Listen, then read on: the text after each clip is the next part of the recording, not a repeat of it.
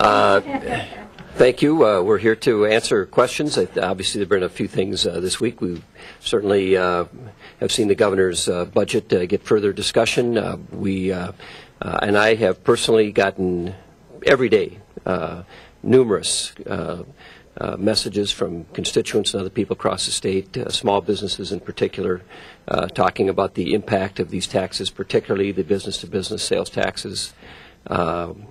Representative Daudt and I were just at a meeting with county officials talking about county issues in particular, but there were, interestingly enough, there was a county commissioner there who said, look, the governor has in his budget some increase in county aid, but it's going to be completely offset by the increases in taxes that we're going to pay as a county.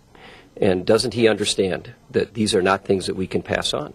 And that's what I'm hearing all over the place, that there are businesses that do not have the opportunity to pass on taxes, that these are things that are going to hurt and are going to affect businesses, they're going to affect the economy in the state of Minnesota.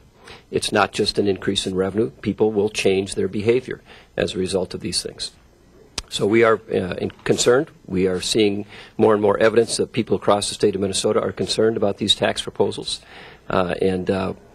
We are looking forward to a continued debate about the governor's budget.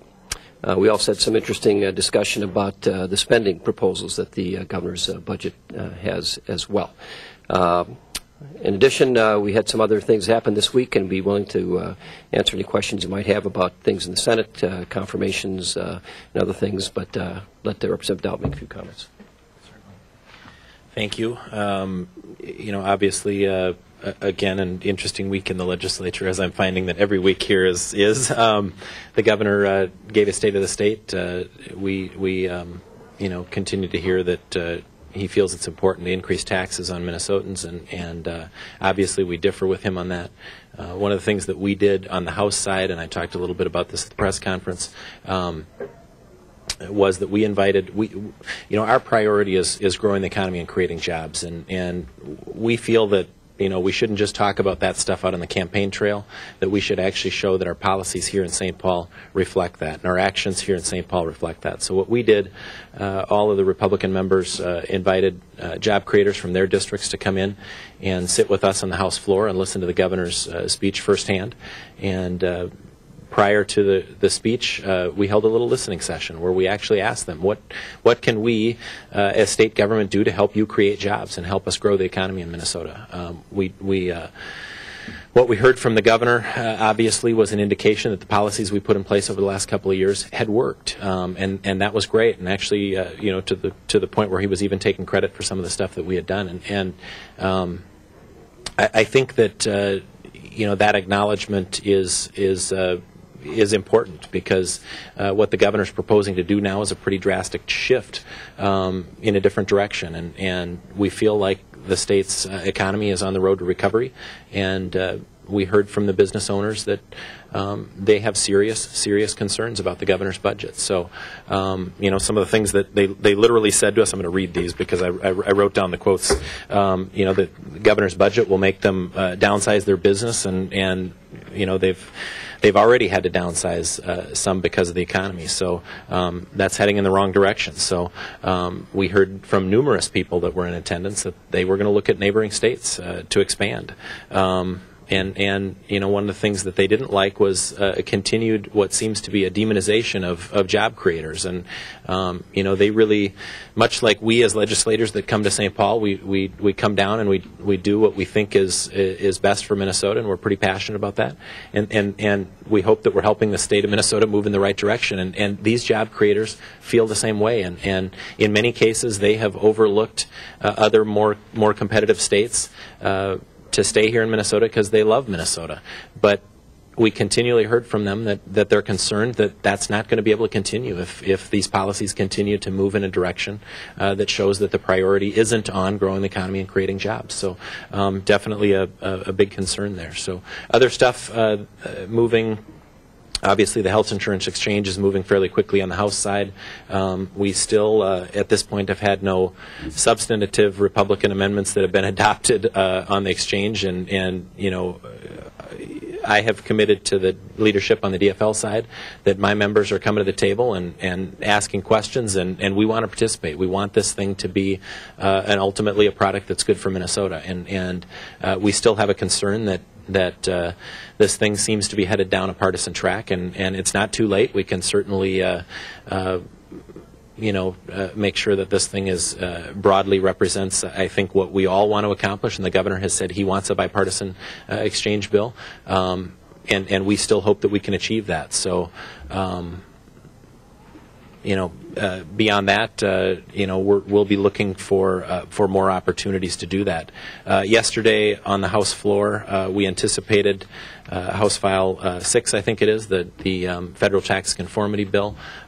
This is a bill that's pretty important to do pretty quickly, because we need to conform with these federal laws as we're getting close to people being able to file their tax returns. We want to make sure that they've got the answers and making sure that our state laws comply with the federal laws. We didn't take that up on the House floor, and we're not sure exactly why. The reasons that we got differed from apparently from the House to the Senate, and we know that stuff is important. So we look forward to taking that right up, right away at the beginning of next week, and we hope that's the case. So I think we can probably open it up for questions if you want to talk about other things. Is there bipartisan support for the conformity bill? Absolutely there is, and like I said, we know that it's going to provide tax relief to middle-income Minnesotans, and that's what we want to do. We know that they're hurting in this economy, and we want to make sure that they've got some certainty as they're filling out their tax returns on that tax relief. So I think the bill could probably even go a bit further, but I think that'll definitely be bipartisan. Yeah. Yesterday, you asked the Speaker about the governor's failure to deliver the budget bills on time. Do you have some concern with that? Well, that there's a requirement that the governor needs to have his bills to the legislature in bill format, his budget, I should say, to the legislature in bill format within 15 days. I basically wanted to find out, because the way the rule reads in our joint rules is, have they been received and ready for introduction? And the Speaker indicated that we've received 2 of those, and the remainder is the tax policies and all of those things we haven't seen yet. Our concern, I think, is that there's still a lot of unanswered questions, and I think we hear from concerned constituents every day about, will this be taxed? Will that be taxed? And we haven't gotten the best information from the administration on how that will work. So we look for the actual, the budget in bill format, so that we can see the language on how these will be put into law. Do you think they're intentionally withholding that information? I don't necessarily think so. I think it's a lot of work to put them together, but the governor, we know they've been working on this budget for quite some time. I think the budget numbers were probably finalized late last year, and I assume they've been working on the language. So we're a little concerned about the fact that there's been a holdup, but they should have had plenty of time to get them ready and get the bills to us. Hopefully we'll see them next week. I don't foresee that there's any reason we wouldn't see all of them within a week, but we'll look for that, and I guess that's a question that you can ask to the governor. What about Gun Week in the House, as it's essentially been called? Do you have a sense that there may be a couple of pieces of bipartisan legislation that could ultimately come out of this? I don't know. I don't necessarily think so. But I'll maybe answer the way they did too. I haven't looked at every bill individually to see what each one does. But frankly, overall, we're committed to growing the economy and creating jobs, and the budget is going to have a huge impact on that, and that's what we're concerned about. I mean, that's our constitutional job here, is to balance the budget this year, and frankly, I think we need to put our best foot forward in the policies that we put into place in the budget. We need to show that Minnesota is a great place to do business and to expand your business. They expected something to get to the governor. Well, we look at this stuff right now as a distraction, and frankly, we've had, I get a little frustrated when I hear the Speaker say that this has been a great conversation and that people are listening. I mean, last night in committee, the chief author of the bills, the DFL chief author of the bills, didn't show up to present her own bills.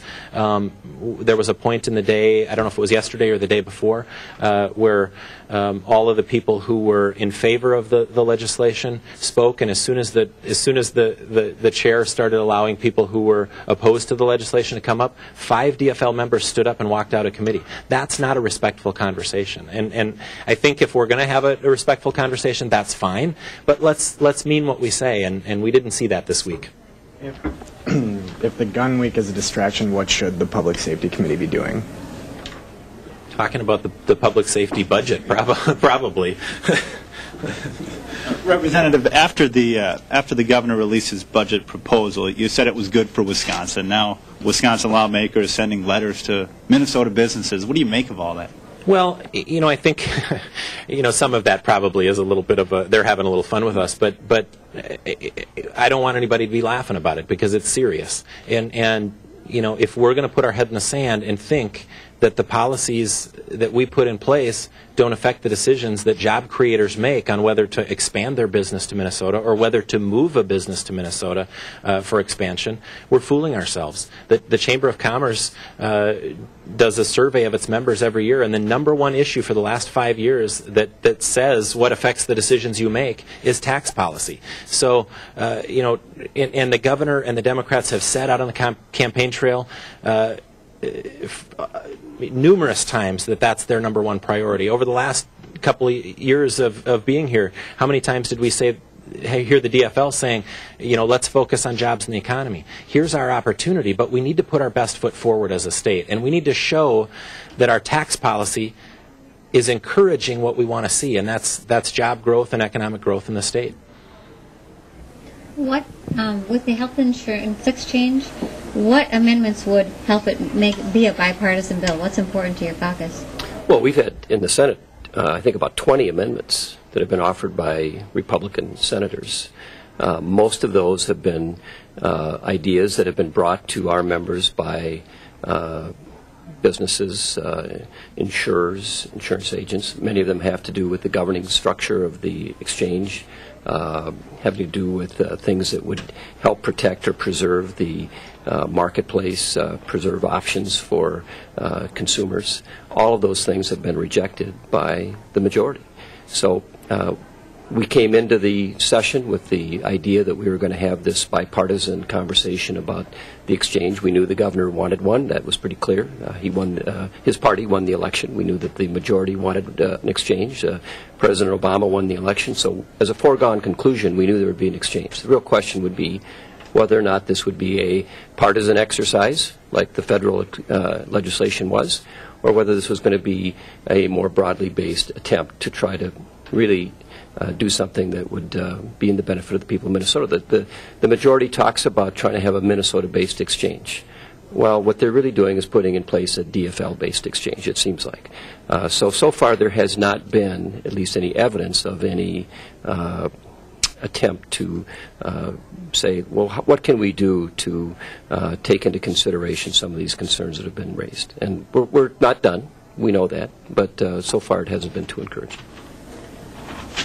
Senator, yesterday during the debate on the confirmation of Senator Cassellius, was there, your member said it was, you mainly just wanted to wait until you got the administrative law judge's ruling on it, but was there an underlying reason for it as well? Are you concerned about how she's leading that department or some of her policies?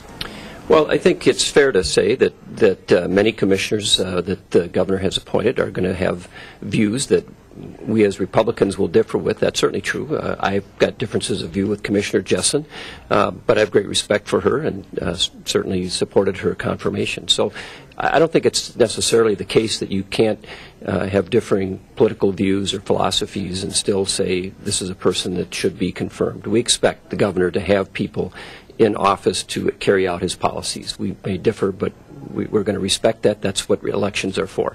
I think in this case with Commissioner Cassellius, there's a very serious issue that's at stake here. We went through a very, very rigorous debate a number of years ago about the standards, the social studies standards. And it was a very protracted, very impassioned debate, involved a lot of people across the state, involved the legislature. And we put in place and passed some laws that said, here's how we're going to do this. because it's very impassioned and because people are very concerned. And we think that what the commissioner did is she put in place some changes in those standards that we believe were not consistent with what the law requires.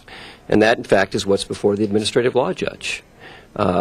And so what we said is, well, there's a dispute here. We think that the commissioner acted inappropriately, and I wrote a letter along with some other members to support the contention that the court should find her actions inappropriate. But the court will decide. And so to confirm her without having the court decide whether or not she's acted beyond her powers as a commissioner, we think that's premature. We think the public should at least know before we confirm a commissioner whether or not she's acted beyond her capacity as a commissioner. Our point on the floor was someone who's been appointed to be an education commissioner surely ought to know how important this issue is, surely ought to know the law, surely ought to know that when you're going to propose changes in standards, you should be familiar with the legislative history and the process, and if you're going to do something, and if it does get put into a court, that's a problem. And so that's what we were asking for, is to have that confirmation be brought back to the committee for further hearing before we did a confirmation. The majority didn't agree. If that ruling comes back and affirms your viewpoint of what the commissioner did, where do you go from there? Well, at this point, she's been confirmed. So at this point, you have a commissioner that has been confirmed who, if the court rules that she acted beyond her capacity, she will have to change what she's done with respect to the standards, but she'll already be confirmed, and that can't be undone except by the governor. So. Representative, you'll be taking up the state employee contracts next week. What concerns do you have? Similar concerns to what Senator Hann and his caucus raised yesterday?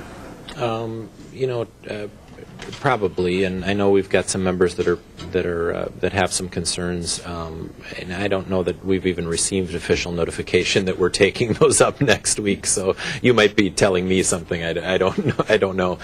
We've heard a rumor that might be happening, but I think at this point have received no official notification that we're taking those up. So, I don't know if I want to comment too much further than that. But and we'll have if they do come up, we'll obviously have a discussion about that when they do. But I don't know if I can add any more. Have you heard any pushback from the governor's State of the State in bringing up gay marriage? Has there been any stronger reaction from caucus, the community on that? Do you have any more to say? Only from you guys. We're the only ones talking about it? Pretty much. Okay. Have not heard anything from constituents or others, really. So what do you make of that? That you're interested. But we really think that the focus of the debate here is the budget, is the economy. There are some very serious issues, and we think the governor's budget raises those issues. There's issues about his approach. We have a different approach, as we've talked about. We think that is the central debate here. I know that you're interested in the things that the governor talked about in the gay marriage, but I'm not hearing anything about it from constituents and others. So. I think the economy. What I am hearing a lot about are the sales taxes. That's what I'm hearing a lot about.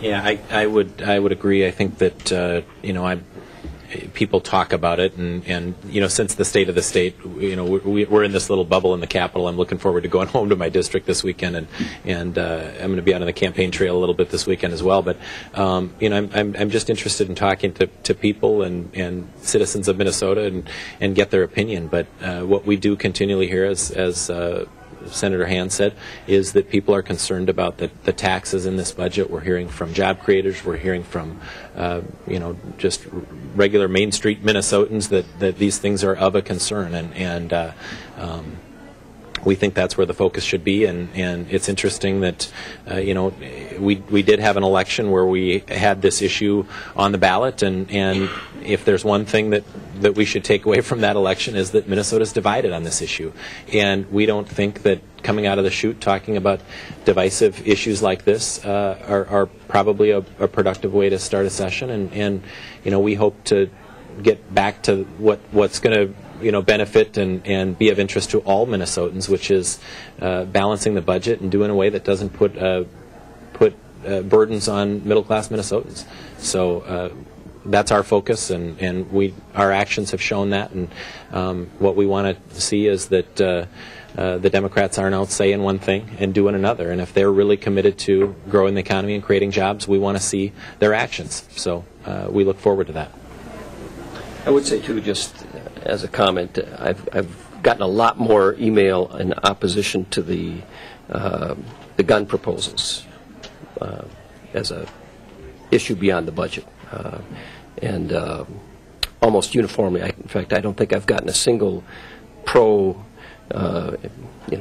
gun restriction. All of them have been, and we don't have the same amount of attention given to these bills in the Senate that they're seeing in the House. But I've gotten hundreds of emails from pro-Second Amendment rights folks from around the state saying we need to pay attention to that. So that issue has certainly gotten a lot of traction. I'd like to add on to that, too, and I agree with the Senator wholeheartedly. And this has been really interesting for me to watch because, when we have, just as legislators, when there's contentious issues that come up, whether it be the Viking Stadium or name your issue, you always get some emails on both sides of the issue. And you can tell which are contrived and which are not. And I will say that I have yet to receive, and I've been watching this very closely, I've yet to receive one email in support of anything that they're talking about in these public safety committees. Yet to receive one, but I receive hundreds, and all of them, and we can tell instantly if it's a form email or not. All of them organic emails, just people concerned about why are you doing this, and a lot of them saying you've got other stuff to focus on in St. Paul. Don't be infringing on our Second Amendment rights. Get to work on the budget. So I agree.